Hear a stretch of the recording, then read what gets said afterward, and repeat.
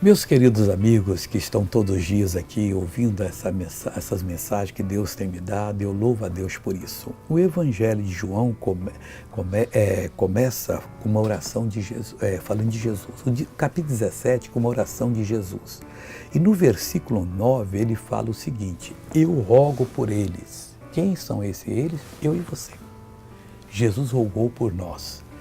Não rogo pelo mundo, mas por aqueles que me deste, porque são teus. Glória a Deus. Deus não nos deu para o Satanás. Deus nos deu para Jesus. O que nós temos de fazer? Nos dedicar a estudar a Bíblia como se fosse o livro do tesouro. Deram um livro para você que, se você descobrir a chave, você vai encontrar um tesouro que vai te fazer da pessoa mais rica do universo.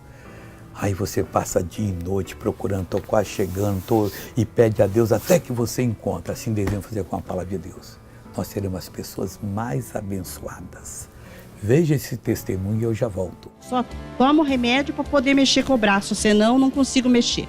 Antes de chegar aqui estava com dor no braço. Mas trabalhar agora já não. Já não tem mais, levantando mais completo. Agora eu voltei para orar por você. Não importa quais são os seus problemas, importa que diz aqui que Jesus rogou por você, por mim, por nós.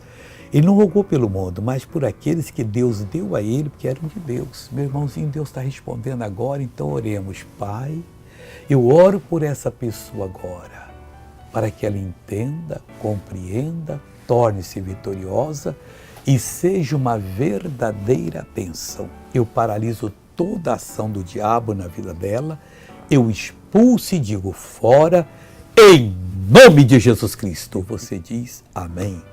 Deus te abençoe muito.